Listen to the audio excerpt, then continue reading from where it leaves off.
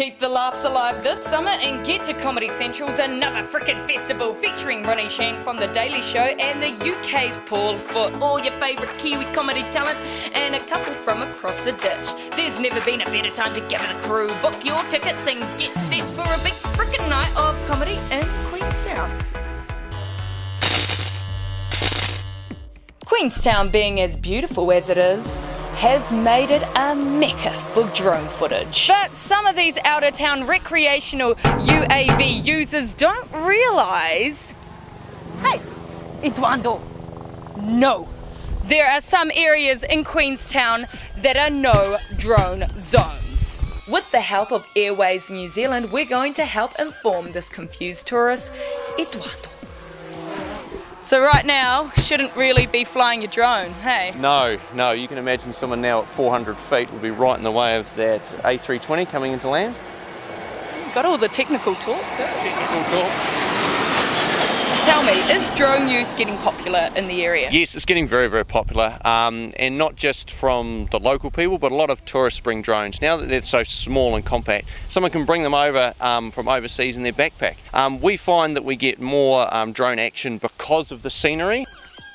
Queenstown is a bit of a hub and the airport is right next to it. We've got a mate here called Edwardo. He's not from here, he's a tourist.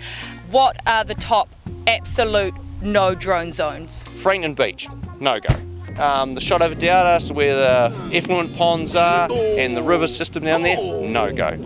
Somewhere over the event centre, Pack and Save, no go.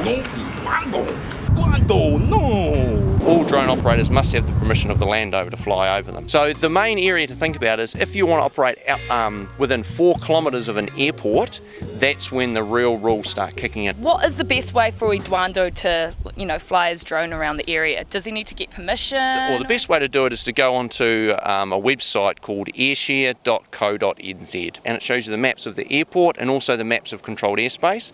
And if you put a pin there, it will tell you whether you need permission to operate in that area or not. And if you do need that permission, you can then log your request and it gets sent to the local control tower. The control tower then will look at that request and say yes, that complies with whatever rules we need, and we will approve that flight.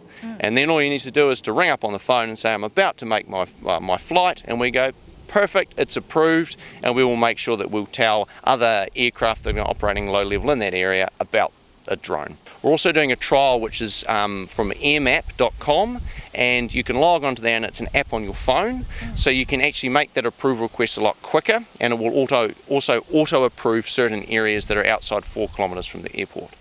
So this trial runs to the end of February, so we're trying to get as many people in both Christchurch and Queenstown to log on, find out what's good and what's bad. We then will pass it back to developers, and hopefully one day we'll go down that new system.